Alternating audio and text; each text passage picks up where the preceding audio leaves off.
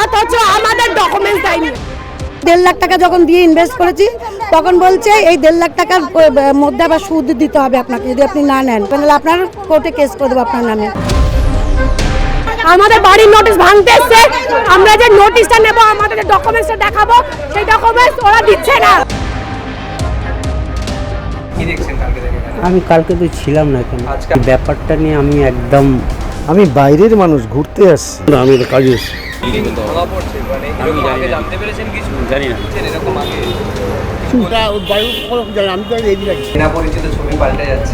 না সেরকম কিছু আমি এখন পর্যন্ত দেখতে পাচ্ছি না। আমি ওদিকে যাইও নি। আমি তো এখানে থাকি না বাবা, বসিরহাটে বাড়ি, এখানে ডিউটি করি। তৃণমূলের বেতাজ বাদশা বলা যায় বেলেঘাটা অঞ্চলের কার্যত ত্রাস রাজু নস্কর। সেই রাজু নস্করের একাধিক প্রমোটিং এবং বর্তমানে বেলেঘাটায় রাজু নস্করই সদ্য নির্মাণ হওয়া একটি অ্যাপার্টমেন্টের সামনে দাঁড়িয়ে রয়েছি। এই অ্যাপার্টমেন্টে বুলডোজার চলেছে। কলকাতা কর্পোরেশনের পক্ষ থেকে 4খানা নোটিশ আসে। সেই 4টে নোটিশ দেওয়ার পরও কোনো রকম কাজের গতি থামানো হয়নি। উল্টে কলকাতা কর্পোরেশনকে কার্যত বুড়ো আঙুল দেখিয়ে এই নির্মাণ চলছিল এবং তার জেরেই এই নির্মাণের ওপর বুলডোজার চলে রাজু নস্করের এই নির্মাণে এবং তার ফলে এই যে গোটা এলাকা কার্যত ধ্বংসস্তূপে পরিণত বলা যায়। ফ্ল্যাটের একটা সাইড পুরো ভেঙে দেওয়া হয়েছে। গোটা বিল্ডিংটার প্রায় 5 তলা বিল্ডিং তৈরি হয়েছে এরকম সরু গলির মাঝখানে। কিভাবে পারমিশন পেল, কিভাবে এই বিল্ডিং নির্মাণ করা হচ্ছে, কিভাবে কোন নিয়মকে, কর্পোরেশনের কোন কোন নিয়মকে কার্যত বুড়ো আঙুল দেখিয়েছিল রাজু নস্কর। আর সেই কারণেই এত বড় বিল্ডিং, 5 তলা বিল্ডিং তৈরি হলো এই জায়গায়। কর্পোরেশনের পক্ষ থেকে 2 দিনের সময় দেওয়া হয়েছে। যদি এই বিল্ডিং সম্পূর্ণ না ভাঙা হয় তবে কেন্দ্রীয় বাহিনীর তত্ত্বাবধানে এই গোটা নির্মাণ কাজ ভেঙে ফেলা হবে, সেই হুঁশিয়ারিও দেওয়া হচ্ছে। তবে গোটা এলাকা জুড়ে ইতিমধ্যেই কেন্দ্রীয় বাহিনী রাখা হয়েছে, কারণ শুধু রাজু নস্কর নয়, রাজু নস্করের সঙ্গে যুক্ত একাধিক যারা এই প্রমোটিংয়ের সাথে যুক্ত তারাও এই কাণ্ডের সাথে জড়িয়ে। রাজু নস্করের একাধিক বেআইনি ফ্ল্যাটে ইতিমধ্যেই পুরসভার নোটিশ পড়ে গেছে।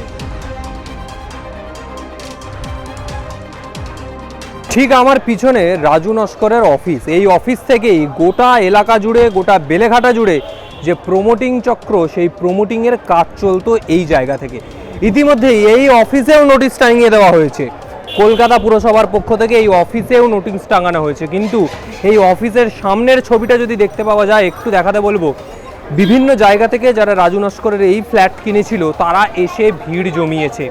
বিভিন্ন জায়গায় যারা এই ফ্ল্যাট বুক করেছিল তারাও এসে ভিড় জমিয়েছে এবং এই ভিড় কার্যত স্পষ্ট হয়ে যাচ্ছে যে এই রাজু নস্করের এই বেআইনি নির্মাণের কথা বহু জায়গায় উঠেছিল, বহু জায়গা থেকে জানতো।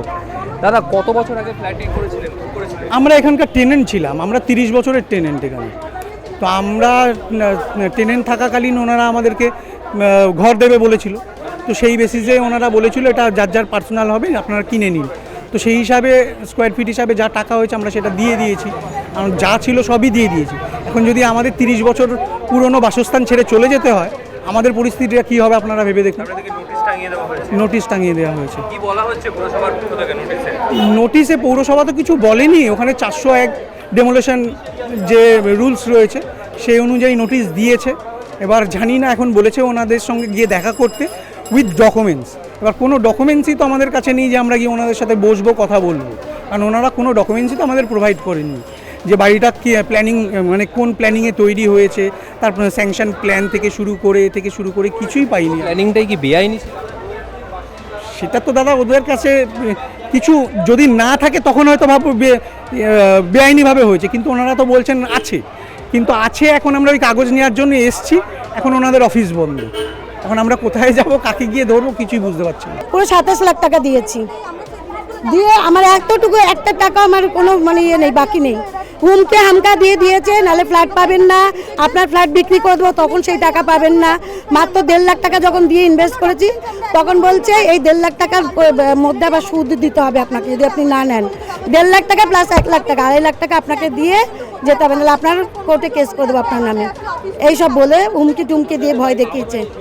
কাগজপত্র শুধু স্লিপ দিয়েছে, আর বলেছে এই ভোটটা চলে গেলে রাজু নস্কর মানে জেলে ছিল, আসলে তারপরে ও সাইন করলে কাগজটা দেবো। এখন বাড়িতে একটা চিঠি পড়ে গেছে, বাড়ির ইয়েতে চিঠি দিয়ে দিয়েছে যে বাড়ি উচ্ছেদ মনে হয় করে দেবে। ওই আমাদের এখানে সব বাড়ি টাড়ি সব ভাঙছে না, ওখানে 3টে বাড়িরও নোটিশ দিয়ে গেছে। তা আমরা তো ওই বাড়িতে থাকি, সব ভাঙা সব কালকে বলেছে কর্পোরেশনে যাওয়ার জন্যে। তা সেই জায়গাটা আমাদের কোনো কাগজপত্র কিচ্ছু দেয়নি, তা আমরা ওখানে কি নিয়ে যাবো? আমরা সব টাকা দিয়ে দিয়েছি, টাকা দেওয়া হয়ে গেছে, অথচ আমাদের ডকুমেন্টস দেয়নি। আমাদের বাড়ির নোটিশ ভাঙতে এসছে, আমরা যে নোটিশটা নেব, আমাদের যে ডকুমেন্টসটা দেখাবো, সেই ডকুমেন্টস ওরা দিচ্ছে না। না কিচ্ছু না, শুধু বলছে বাড়ি ঢুকে যা, বাড়ি ঢুকে যা, বাড়ি ঢুকে গেছি। আমরা গরিব মানুষ কোথায় পয়সা পাবো? আমাদের কষ্টে ঘামের টাকা। 7 দিনের মধ্যে কাগজ দিয়ে দেবো, কোনো কাগজ দেয়নি, কোনো কাগজ দেয়নি। এখন তো আমরা কাগজ চাইতেছি, কাগজ দাও। তারপরে কর্পোরেশনে একটা নোটিশ এসছে, আবার কর্পোরেশনে ডেকে পাঠাচ্ছে।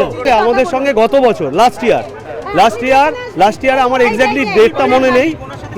এই উনি হচ্ছে, হ্যাঁ, তারপরে হচ্ছে যেরকম ডে বাই ডে কাজ হচ্ছে। কাগজপত্র যে দিয়ে নিয়েছেন আপনার নামে রয়েছে ফ্ল্যাট বা এরকম কিছু কাগজপত্র আপনাদের দেওয়া? হ্যাঁ অবশ্যই, আমি যে ওনাকে রিসিট কপি দিয়ে এসেছি, টাকা দিয়েছি, আজকে 25,66,000 টাকা যে দিয়েছি, তার প্রত্যেক কটা রিসিট কপি আমার কাছে আছে। এবং ওদের সঙ্গে যে একটা এগ্রিমেন্ট হয়েছে, যেটা নোটারি পেপার, সেই নোটারি এগ্রিমেন্ট পেপারও আমার কাছে রয়েছে। হ্যাঁ, যে এখন আমাদেরকে, এখন আমরা তো এটা জানতাম না, আমাদের শুরু থেকেই বলেছিল যে কোনো চিন্তা নেই, এগুলো সব হচ্ছে অথরাইজড, এবং আমরা সব যা করব অথরাইজড ওয়েতে করব। হ্যাঁ, যখন ফার্স্ট ডে আমরা যখন আসি, তখন ওনার সঙ্গেই কথা হয়েছিল, উনি সব কিছু আপনার স্কোয়ার ফিটে কী রেট হবে, আপনার কোন ফ্লোর নেবেন, আপনি কোন সাইড নেবেন, আপনি নেবেন, সব উনিই ডিসাইড করে দিয়েছিল, সব উনিই ঠিক করে দিয়েছিল, এবং ওনার সঙ্গেই কথা হয়েছিল। পরবর্তীকালে এই যে লালটু পাত্র বলে যে দেখাশোনা করতো, এই লালটু পাত্র, যার জন্য আমরা আজকে এসেছি, যে কালকে রাত্রি পর্যন্ত আমাদের সঙ্গে কথা বলেছে, 11টার সময় আসুন আপনাদের কাগজ দেবো। আজকে যখন এসছি 11টার সময়, দেখি তার ফোন সুইচ অফ, তার বাড়িতে এবং তার শ্বশুর বাড়িতে, দুটো বাড়িতেই তারা নেই। তার বাড়িতে এই যে পাশের গলিতে বাড়ি, সে আজকে নেই, তার ঘরে তালা। এখন আমরা কোথায় যাব আমরা বুঝতে পারছি না। যেই ইললিগাল প্রমোটিং বুলডোজার চলছে, একদিকে বলবো ঠিকই, মানে বাংলায় যেই বুকে আমরা দেখেছি ইললিগাল প্রমোটিং, ইললিগাল সিন্ডিকেট যেটা হচ্ছে, সেটা হওয়া উচিত। কিন্তু যেই জনগণেরা যাদের সব কিছু ইনভেস্ট করে একটা ফ্ল্যাট নিয়েছে, তাদের কিন্তু বিকল্প একটা ব্যবস্থা করা গভর্নমেন্টের উচিত। এটা শুভেন্দু অধিকারী জিকে আমি বলতে চাই, সিএমকে, যে তার একটা বিকল্প ব্যবস্থা করে যদি করতেন আরও বোধহয় ভালো হতো। কেন যেই মানুষ আজকে একটা মধ্যবিত্ত পরিবার, একটা 15 লাখ টাকা যে একটা ফ্ল্যাট কিনো কি 25 লাখ টাকা দিয়ে, সে তো তার সবটাই দিয়ে ফেলেছে। হয়তো তার মেয়ের সেভিংসের, মেয়ের বিয়ের যে সেভিংসটা ছিল, সেটাও তার মধ্যে ঢুকে গেছে। তাহলে এখন সেই প্রমোটারগুলোকে পাওয়া যাচ্ছে না, এই ডনদেরকে এখন পাওয়া যাচ্ছে না। শুভেন্দু অধিকারী, আমার বাড়ি এখানে, আমি বেলেঘাটারই। কত বছর ধরে দেখছেন এই প্রমোটিং চলছে? বিগত 2000 জবের থেকে পরিবর্তন, তার 2 বছর পর থেকেই পরিবর্তন, সিন্ডিকেট অ্যাসোসিয়েশন চলছে। ভিতরে এইভাবে প্রমোটিং হচ্ছে, যারা ফ্ল্যাট কিনছে তাদের কাগজপত্র দিতে পারছে না। আছে অনেকে, না প্ল্যান নেই তো, এই জন্য দায়ী কে? এই জন্য তো ফিরোজ হাকিমজি দায়ী, উনিই স্যাংশন করে দিয়েছেন, উনিই সব করছেন। কিন্তু war is ultimate the plan? যদি আমরা একটা প্ল্যান যদি না থাকে, আমার তাহলে এই বাড়িটা করে আমার কী লাভ? আমার কোনো যদি হয়, এমার্জেন্সি হয়, যে আমি আমার ডিডটাকে ডেকে যদি আমি লোন নিতে যাই, সেটাও তো আমি পাচ্ছি না। তো এইগুলো করার থেকে এগুলো ভাঙছে একদিকে ঠিক, কিন্তু সেটা শুভেন্দু অধিকারীকে দেখতে হবে যে আমজনতায় যেন কোনো প্রবলেম না হয়, তার একটা সুপরিকল্পিত বাসস্থানেরও ব্যবস্থা করা হোক। আজকে যে জনগণের যেই রাশ ওনার অফিসের সামনে আমি দেখলাম, তো সেই রাশটাকে কন্ট্রোল করার জন্য উনি এই প্রশাসনকে নামিয়ে রেখেছেন, ভালো কথা, কিন্তু টাকাটাকেও রিকভারি করতে হবে। সেই টাকাটার রিকভারি কি গভর্নমেন্ট দায় নেবে? এই পরিস্থিতি উঠে আসছে বেলেঘাটায়, কারণ যে বাড়ি তৈরি হয়েছে, যে বাড়িওয়ালা থেকে শুরু করে যারা আজকে সেই ফ্ল্যাট বুক করেছিল, সকলেই আজকে রাজু নস্করের অফিসের সামনে, এবং পুলিশি প্রহরা দেখতে পাওয়া যাচ্ছে। পুলিশ যেরকম রয়েছে, ঠিক সেরকমই কেন্দ্রীয় বাহিনীর নিরাপত্তাও রয়েছে। কারণ এই পরিস্থিতি, বহু মানুষ, কেউ 25,000, কেউ 30 লাখ, 40 লাখ টাকা দিয়ে সেই ফ্ল্যাট বুক করেছিল, ফ্ল্যাট কিনেছিল, কিন্তু তার কোনো নথি দেওয়া হয়নি, এবং সেই ফ্ল্যাটের কোনো কাগজপত্র দেওয়া হয়নি, কোনো প্ল্যান দেওয়া হয়নি কিভাবে সেই ফ্ল্যাট তৈরি হবে, কোনো রকম কোনো কাগজপত্র, কোনো ডকুমেন্টসই দেওয়া হয়নি। ফলে চিন্তায় যারা টাকা দিয়ে ফেলেছেন, যারা বাস করছেন সেই ফ্ল্যাটে, তারা কোনো কাগজ পাননি, কোনো নথিও পাননি, কিন্তু বাস করছেন, টাকা দিয়েছেন, তাদের আজ নোটিশের সম্মুখীন কলকাতা পুরসভার। আগামী সময়ে তারা কোথায় যাবেন?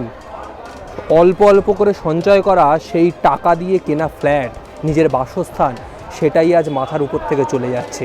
আগামী সময়ে কোথায় যাবেন তারা, এখন সেটাই চিন্তার। ক্যামেরায় সুব্রতর সঙ্গে রিক, আর প্লাস নিউজ, বেলেঘাটা।